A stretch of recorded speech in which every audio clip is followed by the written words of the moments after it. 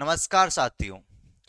जैसा कि हम मिला करते हैं अपने विज्ञान सब्जेक्ट के साथ में, आज हम उसी सब्जेक्ट के कुछ एमसीक्यू क्वेश्चन जो कि कहीं ना कहीं किसी ना किसी राजस्थान के एग्जाम में पिछले सालों में पूछे गए थे, उन्हीं क्वेश्चंस पे आज हम डिस्कस करने वाले हैं।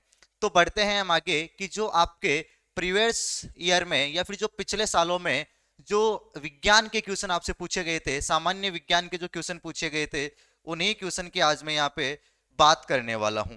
और सबसे पहले आपके सामने जो क्वेश्चन आता है वो आता है कि खेतड़ी जिस धातु, क्योंकि आपके सिलेबस में धातु नाम से टॉपिक दे रखा है सामान्य विज्ञान में, इसीलिए मैंने ये वाला टॉपिक यहाँ पे रखा है।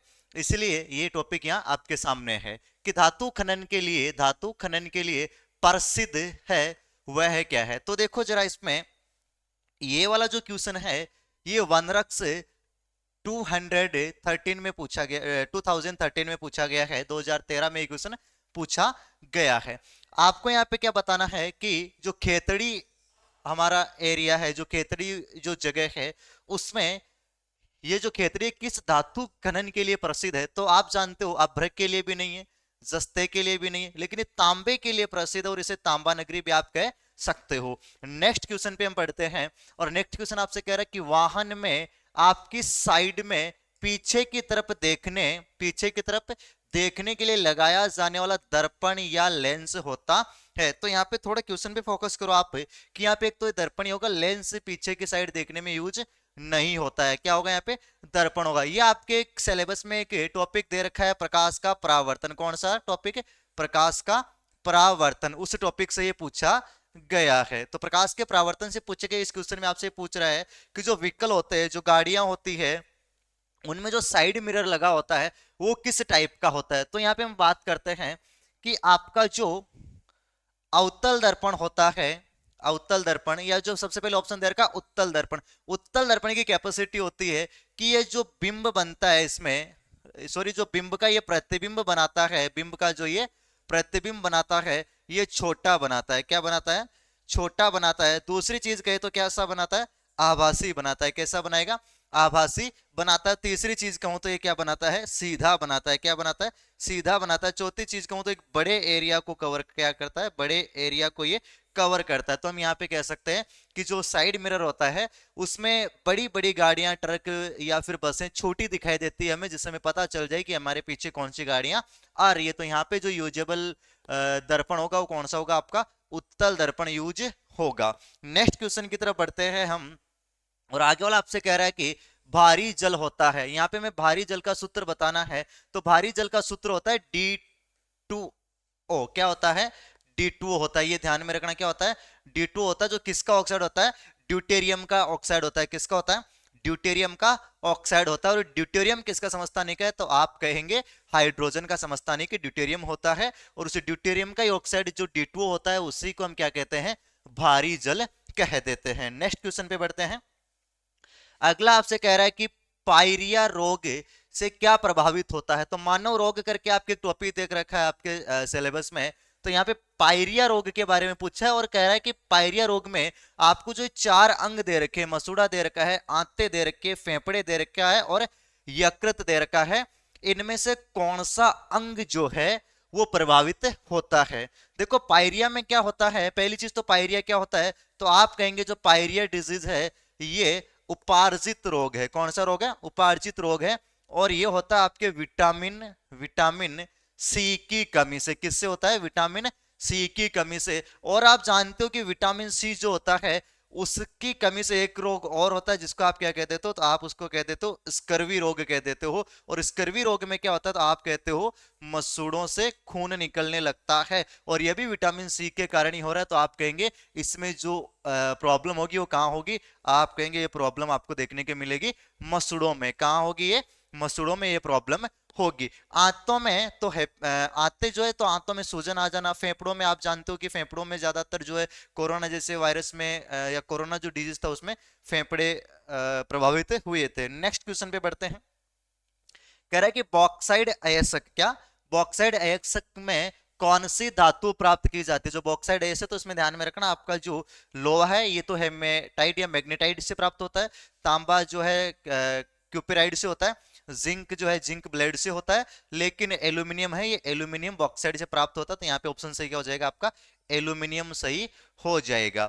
नेक्स्ट क्वेश्चन की तरफ बात करते हैं, और नेक्स्ट क्वेश्चन आपके सामने आपके स्क्रीन पे है और आपसे कह रहा है कि खाद्य पदार्थों की सुरक्षा के लिए परिरक्षक, परिरक्षक का मतलब होता है जो किसी की रक्षा करे या किसी को खराब होने से बचाए। यहां में किसको बचाना है, तो खाद्य पदार्थों को खराब होने से बचाना है। तो खाद्य पदार्थों को खराब होने से बचाने के लिए परिरक्षक के रूप में निम्न में से किसका प्रयोग हो सकता है। देखो हो सकता है मतलब इनमें से किन किन का प्रयोग आप कर सकते हो।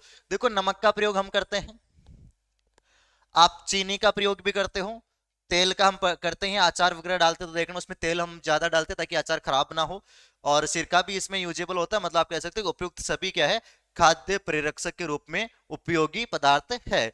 नेक्स्ट की बात करते हैं, तो नेक्स्ट क्वेश्चन आपसे कह रहा है कि लेग्यूम पौधे जैसे दलहनी जो पौधे होते हैं इनके लगाने से मृदा की उर्वरता शक्ति बढ़ जाती है, क्योंकि ऐसे पौधे मृदा में क्या करते हैं जिसके कारण ये होता है। तो ध्यान देना कि जो लेग्यूमिनस कुल के पौधे होते हैं, दलहनी पौधे होते हैं, उनकी जड़ों में आपको ऐसे गांठें मिलेगी, और इन गांठों में एक जीवाणु पाया जाता है राइजोबियम। कौन सा जीवाणु, राइजोबियम। और ये राइजोबियम क्या काम करता है, तो आप कहेंगे ये काम करता है आपके नाइट्रोजन स्थिरीकरण का। क्या काम करेगा ये, आप कहेंगे नाइट्रोजन स्थिरीकरण का काम करता है। और नाइट्रोजन स्थिरीकरण से क्या होगा, पौधों को क्या मिलेगी, आप कहेंगे पौधों को मिलने लगेगा आपका नाइट्रोजन। क्या मिलेगा पौधों को, तो आप कहेंगे पौधों को मिलेगा नाइट्रोजन। इसका मतलब यहाँ पे ये जो लेग्यूम कुल के जो पादप होते हैं, उन लेग्यूम कुल के जो पादप है, इन पादपों में आप जरा बताइएगा कि कौन सा जो है फायदा मृदा को होता है जिससे मृदा की जो उर्वरता शक्ति वो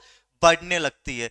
देखो कार्बन स्थिरीकरण कोई मतलब ही नहीं है कार्बन का, तो यहाँ पे ये रहा आपका सेकंड ऑप्शन, नाइट्रोजन स्थिरीकरण होता है किससे, तो जो लेग्यूम कुल होते हैं, जो दलहनी पौधे होते हैं जिनसे दाल बनती है, उन पौधों की जड़ों में लेग्यूम जो राइजोबियम है वो जीवाणु पाया जाता है, जो क्या करता है नाइट्रोजन को स्थिरीकृत कर देता है। आगे वाले क्वेश्चन पे हम बात करते हैं, और कह रहा है कि वसा का पूर्ण रूपेण मतलब पूरी तरीके से पाचन जिस अंग में होता है वह है, कि आपके सामने जो चार अंग दे रखे हैं, आपको आमाशय दे रखा है, आपको मुख दे रखा है, आपको छोटी आंत दे रखा है, आपको बड़ी आंत दे रखा है, और आपको बताना है कि इनमें से वसा का पाचन जो है पूरी तरीके से किसमें होता है, वसा का पाचन जो है पूरी तरीके से किसमें होता है। तो ध्यान देना जरा आप, आमाशय में वसा का पाचन नहीं होता है। आमाशय में क्या होता है, तो आमाशय में एक हार्मोन सॉरी एक एसिड रिलीज होता है, कौन सा, हाइड्रोक्लोरिक एसिड। और ये एसिड क्या करता है, भोजन को गलाने का और टाइलिन की जो क्रियाशीलता है उसको कम कर देता है, और मैं यूं कहूं तो भोजन को सड़ने गलने से आमाशय में बचाता है HCl। फिर आपके मुख, तो मुख में तो आप जानते हो कि मुख में तो कार्बोहाइड्रेट का पाचन होना शुरू होता है किससे, टाइलिन और एमाइलेज एंजाइम से। छोटी आंत में आप जानते होंगे कि भोजन का जो लगभग पाचन है 99% पाचन है वो कहाँ होता है, आप कहेंगे छोटी आंत में, तो वसा का भी कहाँ होगा, छोटी आंत में होगा। अगर यहीं पे ये लिखा हुआ होता कि जल का अवशोषण, किसका अवशोषण, आप कहेंगे कि जल का अवशोषण किस अंग में होता है। तो जहां कहीं भी आपको ये वर्ड दिखे ना जल का अवशोषण, तो मानव शरीर में जल का अवशोषण होता है बड़ी आंत में। कहां होगा, बड़ी आंत में। और वसा का कहां होगा, आप कहेंगे छोटी आंत में। तो यहाँ पे सही ऑप्शन क्या हो जाएगा आपका, छोटी आंत। नेक्स्ट क्वेश्चन की तरफ बढ़ते हैं, कह रहा है कि उदर, यहाँ उदर का मतलब हम लेते हैं पेट से, है ना, में दर्द एवं जलन से, जैसे उदर है हमारा पेट जिसे हम कहते हैं, वैसे तो उदर ही होता है, पेट इसे हम नहीं कहेंगे, लेकिन इसमें जलन होने लगे, दर्द होने लगे, तो इसे मुक्त होने के लिए, इसे फ्री होने के लिए, इसे राहत पाने के लिए क्षारकों का उपयोग करते हैं। क्यों, क्योंकि आप जानते हो कि उदर में अगर एसिड की क्वांटिटी बढ़ जाएगी, एसिड बढ़ने लगेगा, तो उसको उदासीन करने के लिए हमें क्या लेना पड़ेगा, क्षारक लेना पड़ेगा। तो उस क्षारक से क्या होगा, उदासीनीकरण अभिक्रिया होगी, और हमारे पेट में जो जलन है, जो दर्द है, वो कम हो जाता है। तो इसके लिए क्षारकों का उपयोग किया जाता है। इन्हें क्या कहा जाता है, उन क्षारकों को क्या कहा जाएगा, तो एंटीबायोटिक तो नहीं कहेंगे, एंटीबायोटिक तो आपके किसी डिजीज से आपको प्रोटेक्ट करते हैं। एंटीसेप्टिक भी आप नहीं कहेंगे। एंटी एलर्जिक क्या होते हैं, जो आपको किसी एलर्जी से बचाते हो। ये देखो एंटेसिड, आप इससे क्या कहेंगे, एंटेसिड कहेंगे। ये 10th क्लास की बुक में लिखा हुआ मिलेगा आपको, आप इसे क्या कहेंगे, एंटेसिड कहेंगे। जो क्या करता हो, हमारे उदर में जो अम्लता बढ़ जाती है ना, इसी का दूसरा नाम आप कह सकते हो कि जो अम्लता बढ़ जाती है ना, तो अम्लता के प्रभाव को क्या, अम्लता के प्रभाव को कम करने के लिए किसका उपयोग होगा, आप कहेंगे एंटासिड का। बढ़ते हैं अगले क्वेश्चन की तरफ, और कह रहा है कि धातुओं के संबंध में कौन सा कथन असत्य है। आपके सामने 4 कथन लिखे हुए हैं, ये टॉपिक में पहले करवा चुका हूं धातुओं वाला, आप नहीं देखे हो तो आप जाके जरूर देखिएगा उस वीडियो को। कह रहा है कि धातुओं के संबंध में इनमें से कौन सा कथन है जो असत्य है। पहला कह रहा है कि पारा जो है कमरे के ताप पर द्रव है, बिल्कुल सही बात है। पारा जो है, मरकरी जो है, वो कमरे के ताप पर किस अवस्था में होता है, तो आप कहेंगे कि कमरे के ताप पर वो द्रव अवस्था में होता है। नेक्स्ट कह रहा है कि सोडियम को चाकू की सहायता से काटा जा सकता है, बिल्कुल काटा जा सकता है। इसके लिए मैंने आपको एक ट्रिक भी बताई थी और मैंने कहा था कि चाकू की सहायता से काटी जा सकने वाली धातुओं को आप ऐसे ध्यान में रखना, कलिना शब्द से। और मैंने कहा था कि कलिना शब्द का यहाँ क्या मतलब है, तो मैंने आपसे बताया था क्लास में कि कलिना में यहाँ कैसे, तो आपका क्या होगा, पोटेशियम। क्या होगा, पोटेशियम। और इसी में आपका जो Li है, तो यहाँ Li का क्या मतलब होगा, तो आपने कहा था इसका होगा लिथियम। क्या हो जाएगा, आपके लिथियम हो जाएगा। और मैंने कहा था कि यहाँ पे लास्ट में Na आ रहा है, तो Na का क्या मतलब हो जाएगा, तो आपने कहा था सोडियम। क्या होगा, सोडियम। यही वो 3 धातुएं हैं जिनको आप आसानी से क्या कर सकते हो, चाकू की सहायता से आप इनको काट सकते हो। किनको, ये जो मैंने आप कलिना लिखा था, इसी को आप चाकू की सहायता से आसानी से काट सकते हो। के का मतलब यहाँ पे पोटेशियम है, Li का मतलब लिथियम है, Na का मतलब सोडियम है। तो यहाँ पे लिखा है कि सोडियम को चाकू की सहायता से काटा जा सकता है, बिल्कुल काटा जा सकता है। ये धातुओं के बारे में एक सत्य कथन है। चांदी उष्मा की सबसे अच्छी चालक है, बिल्कुल है, चांदी उष्मा की भी अच्छी चालक है और चांदी विद्युत की भी अच्छी चालक होती है। शीशा विद्युत का कुचालक है, नहीं, शीशा विद्युत का क्या होता है, सुचालक होता है। क्या होता है, सुचालक होता है। तो ये कथन यहाँ पे असत्य रहने वाला है। तो ये थे आपके जो क्वेश्चंस थे वो, और ये सारे के सारे किसी ना किसी एग्जाम में आए हुए क्वेश्चन थे, जो मैंने आपको 11 क्वेश्चन यहाँ पे करवाए हैं। ये जो 11 क्वेश्चन मैंने आपको करवाए हैं, ये क्वेश्चंस आपको आपकी तैयारी को रखने में बहुत मदद करेंगे। और इसी तरीके के वीडियो देखने के लिए लगातार बनाए रहिए हमारे साथ में। राजस्थान स्टडी जोन पे हम हर दिन एक ऐसी क्लास आपके सामने लेके आएंगे। तब तक के लिए जय श्री राम।